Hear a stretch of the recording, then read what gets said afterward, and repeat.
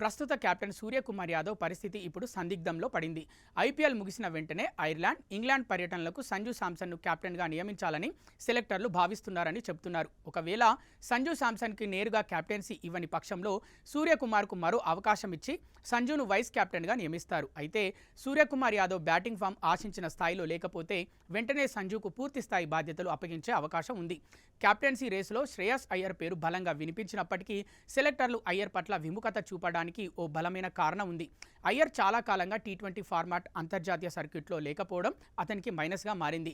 కేవలం ఐపీఎల్ ప్రదర్శన ఆధారంగానే కెప్టెన్సీ ఇవ్వలేమని, ముందుగా అతను జట్టులో తన స్థానాన్ని నిరూపించుకోవాలని అజిత్ అగర్కర్ స్పష్టం చేశారు.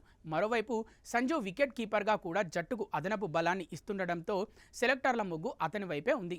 కేరళ నుంచి వచ్చి ఎన్నో ఏళ్ల పాటు ప్రతిభ ఉండి కూడా సరైన అవకాశాలు లేక ఇబ్బంది పడిన సంజు శాంసన్కు ఇది నిజంగా ఓ గొప్ప విజయం. ఐపీఎల్లో చెన్నై సూపర్ కింగ్స్ తరఫున ఆడుతూ భారీ ఫ్యాన్ బేస్ సంపాదించుకున్న సంజు శాంసన్ ఇప్పుడు టీమిండియాను నడిపించే స్థాయికి చేరడం పట్ల సోషల్ మీడియాలో హర్షాతిరేకాలు వ్యక్తమవుతున్నాయి.